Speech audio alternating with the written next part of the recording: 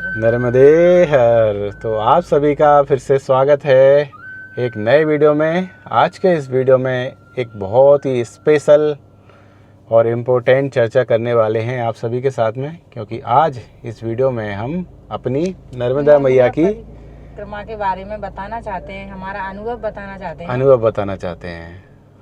मतलब हमने ये जो परिक्रमा है वो क्यों की, कैसे संयोग बना और परिक्रमा शुरू करने से लगाकर परिक्रमा पूर्ण करने तक हमारे कैसे भाव थे और कैसा आनंद आया और क्या क्या अनुभव हुआ, इस वीडियो में आपको बताएंगे।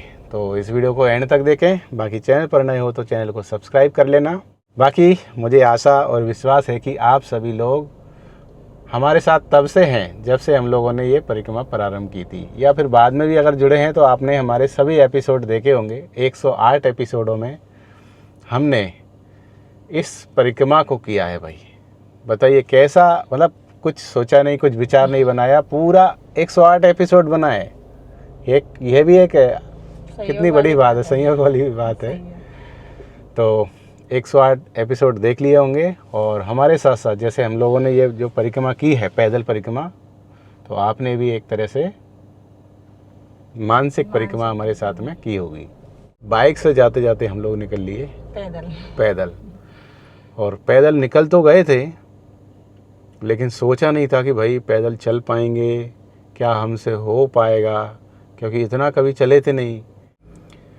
लेकिन मैया तो मैया है भाई। वहाँ जाने के बाद तो भाई क्या क्या मैया अनुभव करवाती है वो आप सोच भी नहीं सकते। आपका काम कुछ भी नहीं है, आपका काम केवल इतना है कि एक बार घर से निकलना है। कहाँ क्या अरेंजमेंट होगा, हमें पहले चिंता रहती थी कि हम लोग जब जाएंगे तो कौन हमारे खाने का प्रबंध करेगा, कहाँ रुकेंगे।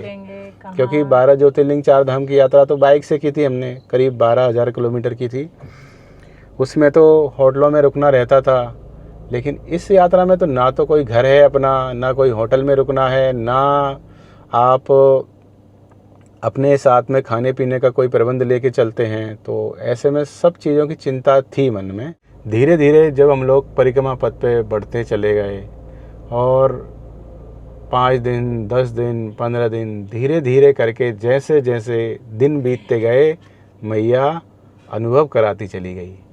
आप जब परिक्रमा पथ पे रहोगे तो आपका प्रतिदिन जो है वो एक नया दिन होता है, नया स्थान होता है, नया अनुभव होता है। ऐसा कभी नहीं होता है, आप चाहे 3 महीने, 4 महीने, 5 महीने, 6 महीने में परिक्रमा करोगे तो ऐसा कभी नहीं होता कि एक जैसा ही दिन आपका व्यतीत हो। हर दिन आपको कुछ ना कुछ मिलता है, चाहे वो एक्सपीरियंस की बात कह लो, चाहे मैया का साक्षात्कार की बात कह लो, चाहे कुछ सीखने को मिले उसकी बात कह लो।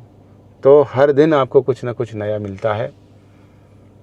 शुरू में कोई भी जो परिक्रमा पे आता है उसको इतना ज़्यादा नहीं, ना तो अनुभव होता है और ना इतना ज़्यादा मैया का साक्षात्कार होता है, ना इतनी स्पिरिचुअलिटी या उतना भाव होता है। सच बात कह रहा हूँ, हमारे अंदर वो शुरू में भाव ही नहीं था। मतलब थोड़ा थोड़ा तो था कि एक तरह से हम लोग शुरू से ही यात्राएं करते रहते हैं, तो वो यात्रा का भाव था कि एक पवित्र यात्रा है, पवित्र परिक्रमा है, तो वो था। बस ये नहीं था कि भाई यही सब कुछ है, इनके अलावा तो कुछ है ही नहीं दुनिया में। मतलब परिक्रमा करते करते हम लोग उस मुकाम तक पहुंच चुके थे कि हम शुरू में तो कुछ अनुभव हुआ मैया का, अरे मैया ऐसा करती है।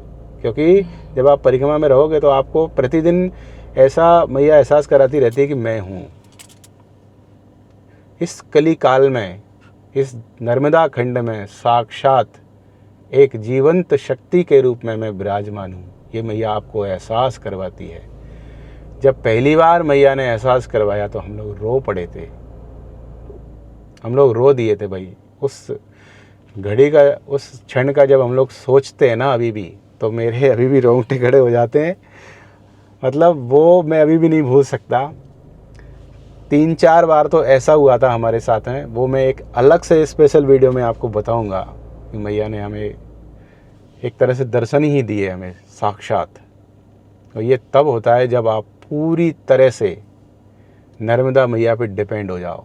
पूरा जो अपना सर्वस्व है सर्वस्व मैया पे निछावर कर दो, अब पूरी तरह से मैया पे आश्रित हो जाओ। ऐसा बिल्कुल मन में ना भाव रहे कि भैया अपने से मुझे कुछ करना है, कहाँ रुकना है, क्योंकि मैया सबसे बड़ा खेल जो करती है, सबसे बड़ी परीक्षा जो लेती है आपकी, वो 2 चीज़ों में लेती है। कौन कौन सी बताओ? एक तो खाने में और एक रहने में। ये है करेक्ट। क्या बात है, कहाँ रहना है, क्या खाना है। मतलब परिक्रमावासी, मतलब कह सकते हैं कि परिक्रमा पथ पे सैकड़ों हजारों परिक्रमावासी चल रहे हैं, और हम लोग चलते चलते शुरू में तो अच्छा रहते हैं, लेकिन बाद में भूल जाते हैं कि भैया परिक्रमा पे आए हैं। तो जितने भी परिक्रमावासी हैं उनको एक ही चिंता रहती है कि अब भैया शाम को रुकने के लिए कहाँ मिलेगा, कुछ जगह मिलेगी कि नहीं मिलेगी, अच्छी जगह मिलेगी कि नहीं मिलेगी, उनकी चिंता में लग जाते हैं। और कुछ परिक्रमावासी जो हैं वो खाने पीने को लेके ज़्यादा चिंतित रहते हैं कि आज भाई पता नहीं खिचड़ी मिलेगी, चावल मिलेगा कि रोटी मिलेगी, क्या मिलेगा, मतलब उनको दिन भर ये चिंताएं सताती रहती है। लेकिन हमें इन सब चीज़ों को छोड़कर, इनको त्याग कर मैया पे पूर्ण विश्वास रखना चाहिए, और इनको तो ऐसे परित्याग करना चाहिए जैसे हम लोग घर का त्याग करके आए हैं, सांसारिक चीज़ों का त्याग करके आए हैं, ऐसे त्याग करना चाहिए। क्योंकि अगर हम इनमें आसक्ति रखेंगे, मन में रखेंगे कि भाई ऐसा कैसे, तो मैया कभी आपको ना तो आपकी परीक्षा लेगी, ना कभी आपको अपना अनुभव करवाएगी। क्योंकि आप तो जिन चीज़ों को छोड़ने के लिए आए वही चीज़ यहाँ पे कर रहे हो, तो फिर क्या मतलब है परिक्रमा करने का। तो जब धीरे धीरे करके आप पूर्णतः मैया पे विश्वासरत हो जाते हो, तो फिर मैया अपना खेल चालू करती है, परीक्षाएं लेना शुरू करती है। आपने देखा होगा कि हमारी कई तरीके से परीक्षाएं हुई, कुछ शारीरिक परीक्षाएं ली मैया ने, कुछ मानसिक परीक्षाएं ली मैया ने, कुछ इमोशनली मैया ने। आपने देखा, अगर आप हमारे साथ जुड़े थे, अगर अभी अभी जुड़े हैं, तो आपको बता दें कि भाई शारीरिक परीक्षा तो सबसे बड़ी हुई। जो छाले हो गए थे इनके, कितने दिन तक रहे हो? बहुत दिनों तक, 1 महीने तक छालों में 1 महीने तक मैं छालों में चला हूँ भाई। और छाले भी ऐसे कई बार तो पता है मेरे वजह से ये तक रोने लगी, क्योंकि मैं ऐसी परिस्थिति तक आ चुकी थी कि मैं एक एक कदम रखता था तो मेरे आंसू निकलते थे, तो ये भी रो पड़ती थी। एक बार मैं गुजरात में चल रहा था, तो उस समय क्या है, पैर जब रख रहा था तो मुझे जो दर्द हो रहा था वो मैं फील कर रहा था। ये धीरे धीरे करके उसको फील करती गई, तो ये भी रोने लगी कि तुम्हें कितना दर्द हो रहा है। तो उस दौरान भी हम लोगों ने एक पल के लिए भी ये नहीं सोचा कि हम लोग इस परिक्रमा पथ को छोड़ के जाएंगे कभी। मैया परीक्षा यही तो लेती है कि आप यहाँ बने रहोगे या फिर जाओगे, लेकिन हमने कभी नहीं सोचा कि हम यहाँ से जाएंगे। बल्कि मैंने मैया से ये बोल दिया कि मैया चाहे मुझे घिसटते घिसटते भी अगर परिक्रमा करनी पड़ी तो मैं करूँगा, लेकिन मैं यहाँ से जाऊँगा नहीं। चाहे मुझे 4 महीने की जगह 6 महीने या 8 महीने भी लगे, तो भी मैं परिक्रमा पूर्ण करके ही जाऊँगा। तो फिर मैया ने वो कष्ट भी हर लिया। फिर कई जगह ऐसी परिस्थिति आती है कि परिक्रमावासी जो हैं, वो आपको तो यहाँ बैठ के मालूम नहीं चलेगा, लेकिन परिक्रमा पथ पे होता है, परिक्रमा मार्ग में होता है कि परिक्रमावासी आपस में ही लड़ने झगड़ने लग जाते हैं। तो वो घटनाएं हमारे साथ भी हुई, लेकिन हमें बस यही ध्यान आया कि हम लोग घर में नहीं हैं, सांसारिक जीवन नहीं जी रहे हैं, यहाँ ये लोक ही अलग है। ये नर्मदा खंड धरती पे है ही नहीं भैया, ऐसा लगता है कि वो कोई अलग दुनिया है। तो हम लोग क्यों यहाँ पे वो आचरण करें जो घर पे करते हैं, टिट फॉर टैट क्यों करें। अगर सामने वाला अपने प्रति कुछ गलत कर रहा है तो अपन भी क्यों उसके साथ गलत करें। तो हमने ये सब छोड़ दिया। कोई भी कुछ भी करता था तो हम लोग दोष दर्शन नहीं करते थे और उसकी प्रतिक्रिया ही नहीं देते थे। फिर धीरे धीरे करके मैया ने देख लिया कि ये भी जो है वो ठीक है तुम्हारा। फिर आगे जाके फिर एक जगह इमोशनली मैया ने हमको बहुत ज़्यादा वो कर दिया था, ऐसी परिस्थिति निर्माण कर दी थी कि एक बार राघव की याद आई। राघव सपने में आया, फिर उसने फ़ोन लगाया हमें। फ़ोन पे उसने ऐसी बातें करी कि हमें बस ऐसा लगने लगा कि हम लोग शायद अभी ये गलत कर रहे हैं कि सही कर रहे हैं, हमें पता नहीं था।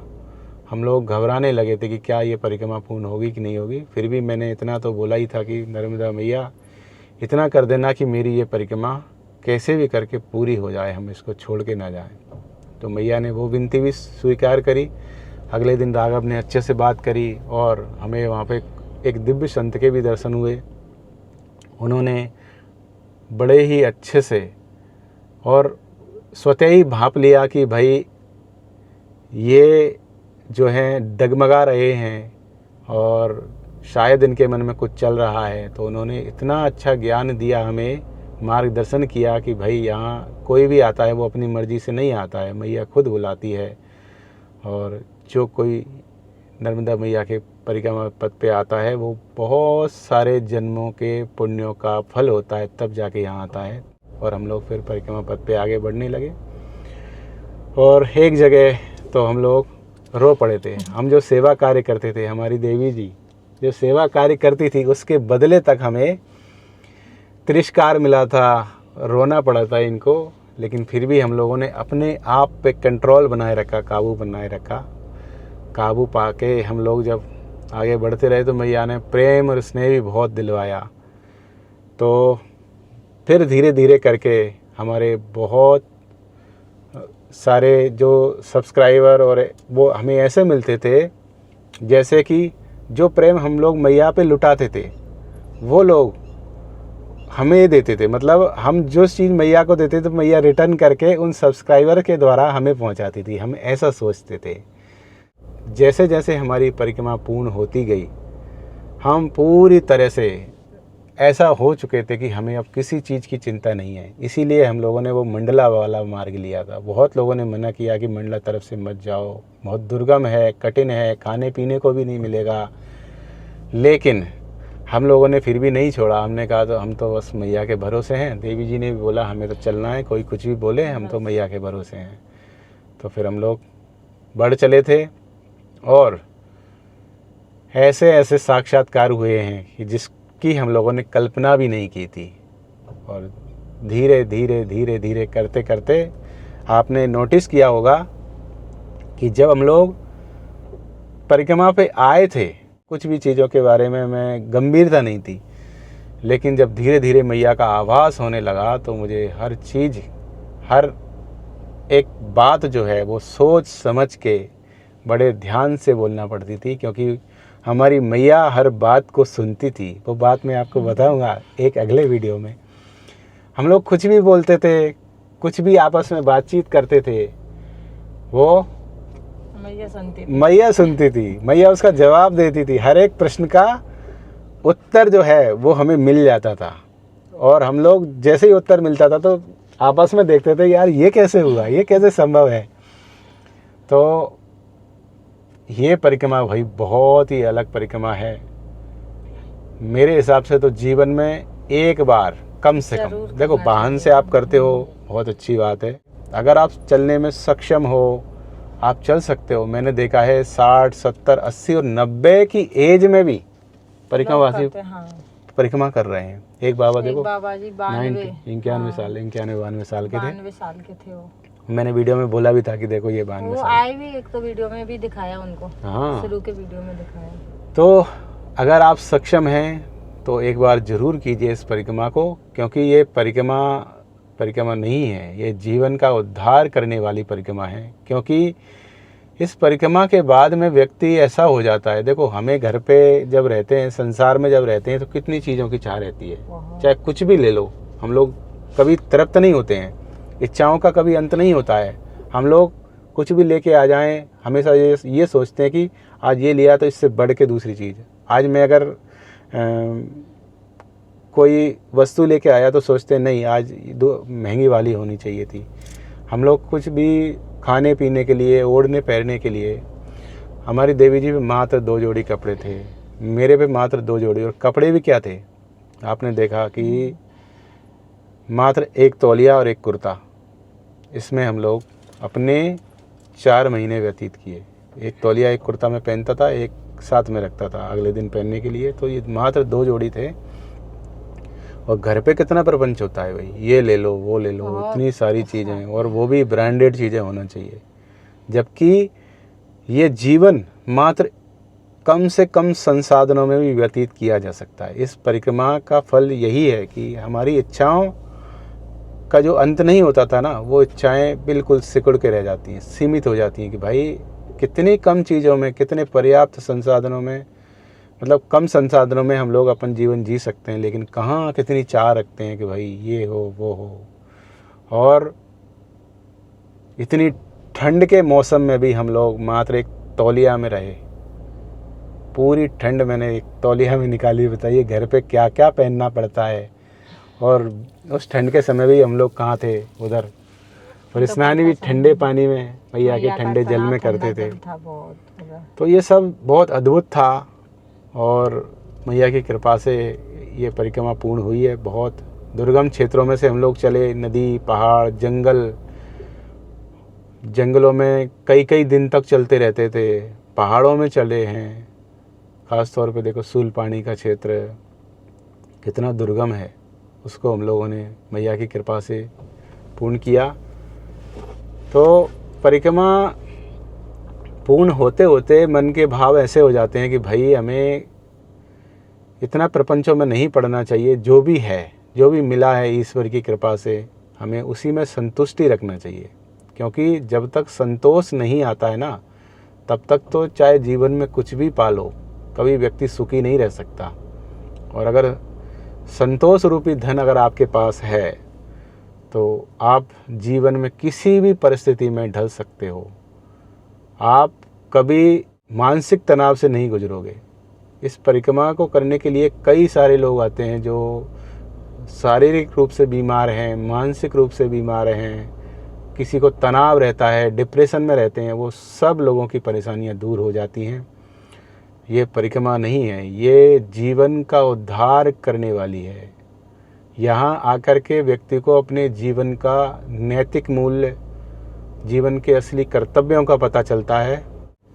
तो धीरे धीरे धीरे धीरे जैसे जैसे परिक्रमा पूर्णता की ओर जाती है, हम लोग अगर आप अच्छे भाव से करते हैं तो मैया आपको ऐसा कर देती है कि आप कल्पना भी नहीं कर सकते। शब्द ही नहीं है उस चीज़ के लिए। तो मैया की कृपा बनी रही हमारे ऊपर, जो हम लोग ये किए हैं, वरना हमारा कहाँ इतना शक्ति सामर्थ्य जो ये कर पाते। लेकिन इस परिक्रमा के बाद ऐसे भाव आ रहे हैं कि भाई परिक्रमा और की जाए, बार बार की जाए। लेकिन मैंने तो सोचा है कि भाई कम से कम जीवन में 3 बार तो परिक्रमा करना है। 1 बार तो कर चुके हैं और भविष्य में मैया 2 बार और कभी बुलाए हमको। तो देखते हैं अब मैया की कृपा, क्योंकि बिना कृपा के संभव नहीं है। वहाँ पे कोई अपनी इच्छा से नहीं जा सकता, मैया बुलाएंगी। मैया पे अर्जी लगाइए आप, अगर आपको जाना है तो, कि मैया हमें परिक्रमा करना है, आप हमारी विनती स्वीकार कीजिए। क्योंकि इतने कह सकते हैं जंजाल में रहते हुए भी अगर परिक्रमा के लिए, यानी 4 महीने के लिए आप समय निकाल के वहाँ पहुँचे हैं, तो बहुत बड़ी बात है। ये भी एक कृपा की ही बात है, बिना कृपा से संभव नहीं है। तो हमारा तो अनुभव यही कहता है कि भाई ये जो परिक्रमा है, देखो इसमें क्या क्या सीखे हम लोग। पहला तो इतनी ठंड में हम लोग एक तौलिया में रहते थे, कैसी ठंड पड़ती थी। और घर पे हम लोग जब नहाते थे, स्नान करते थे, तो पानी से करते थे, ठंडे पानी से कभी नहाते ही नहीं है। चाहे दोपहर के 12 बजे स्नान करो, और वहाँ सुबह 4 बजे 5 बजे, और एक जल्दी उठना घर पे कभी घर पे हम लोग उठते थे पहले करीब 9 बजे। ये उठने का टाइम रहता था, ये उठते थे। हाँ मेरी कह रहा हूँ भाई, नहीं तो पता चले। बताइए, वो सब समझ रहे हैं, बताने की जरूरत नहीं है।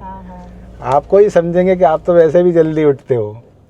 तो मैं लेट उठता था भाई, लेकिन ये जल्दी उठती थी। लेकिन परिक्रमा में बताओ कभी लेट उठा? साथ ही उठते थे परिक्रमा। हाँ, ये उठ जाती थी जैसे 3:30 बजे, तो 3:30 बजे मैं, 4 बजे तो 4 बजे ही मैं। तो ऐसे भाव हो चुके हैं। बाकी बताने के लिए तो बहुत कुछ है, वो आपको बताते भी रहेंगे आने वाले दिनों में। तो आज के इस वीडियो में इतना ही, मिलते हैं अगले वीडियो में। आप सभी को हमारी ओर से नर्मदे हर। नर्मदे हर।